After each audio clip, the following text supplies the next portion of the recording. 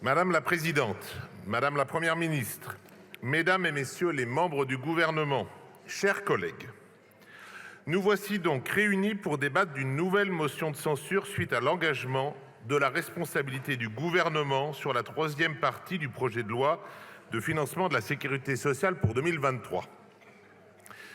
Je ne vais pas y aller par quatre chemins. Jeudi, en milieu d'après-midi, j'étais furieux, vraiment furieux. Peut-être certains ont-ils entendu ma colère à cette occasion dans les salons devant l'hémicycle. L'article 1, c'est-à-dire le compte administratif, qui retrace l'année passée, venait d'être retoqué.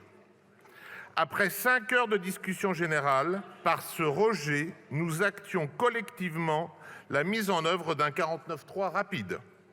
C'est-à-dire que nous renoncions d'emblée à discuter des textes et donc à les corriger et à les enrichir. En bref, nous venions, et quand je dis nous, je parle plutôt des oppositions, non seulement d'acter l'inutilité du débat parlementaire sur ce texte, mais aussi d'abîmer le rôle de l'Assemblée nationale. À vous, Madame la Première ministre, le groupe démocrate tient à vous adresser nos remerciements. Vous avez pris vos responsabilités en engageant celles du gouvernement. Notre pays et nos concitoyens ne peuvent être pris en otage par les manœuvres politiciennes de certains.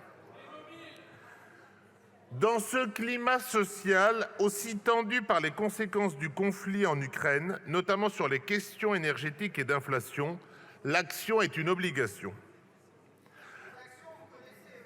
À vous, chers collègues de l'opposition, votre seule ambition pour le mandat qui vient ne se limite-t-elle qu'à faire des bons mots au micro, voire de la poésie, à dénoncer plutôt qu'à construire, à bloquer les institutions et au final à provoquer le désordre?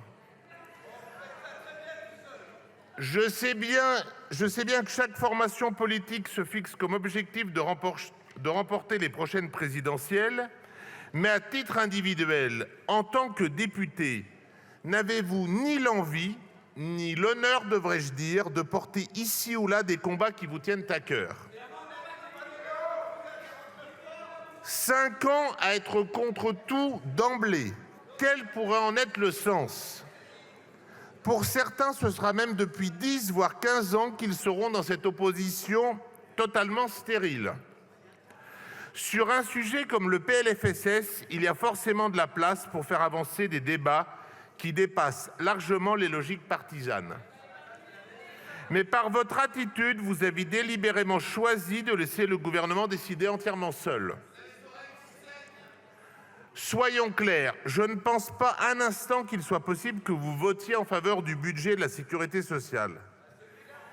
Mais en annonçant d'emblée que vous voteriez contre le texte, en déposant des centaines d'amendements pour enrayer le fonctionnement de notre hémicycle, en privilégiant le vote contre plutôt que l'abstention vigilante, vous renonciez de fait à faire votre travail parlementaire et vous empêchiez par là même à tous les députés de la Commission des affaires sociales de continuer le travail accompli.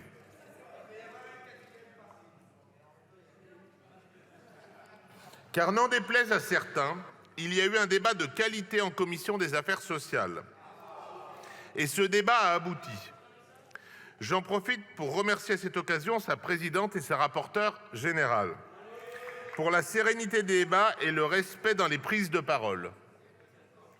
67 amendements, dont 26 de l'opposition, soit près de 40%, y ont été adoptés.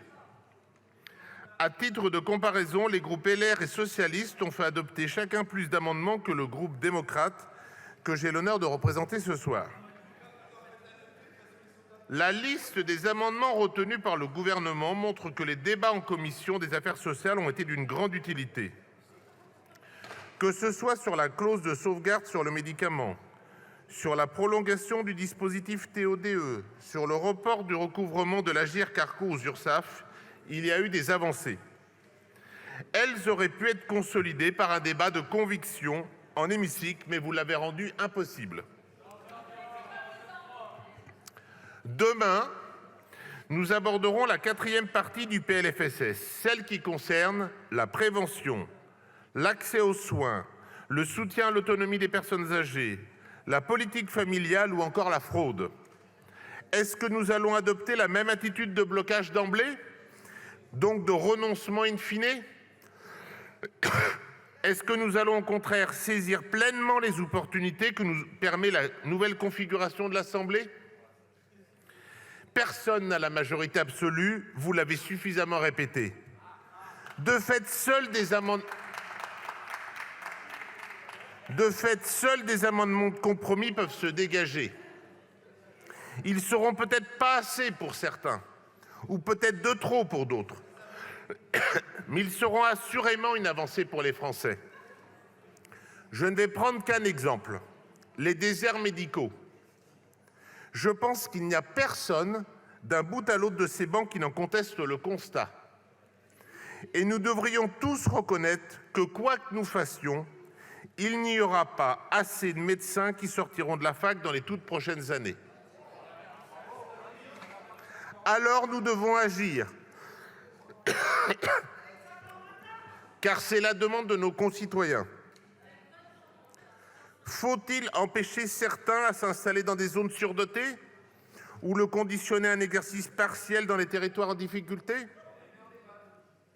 Faut-il demander à des étudiants de venir passer une partie de leur temps de formation en zone sous-dense? Faut-il favoriser le développement de la médecine salariée dans des centres de soins publics? Faut-il encore confier davantage d'actes à d'autres professions de santé pour économiser du temps médical? À titre personnel, je pense qu'il faut sûrement un peu de tout au vu de l'enjeu. Mais ensemble, en débattant, nous pouvons trouver les équilibres utiles.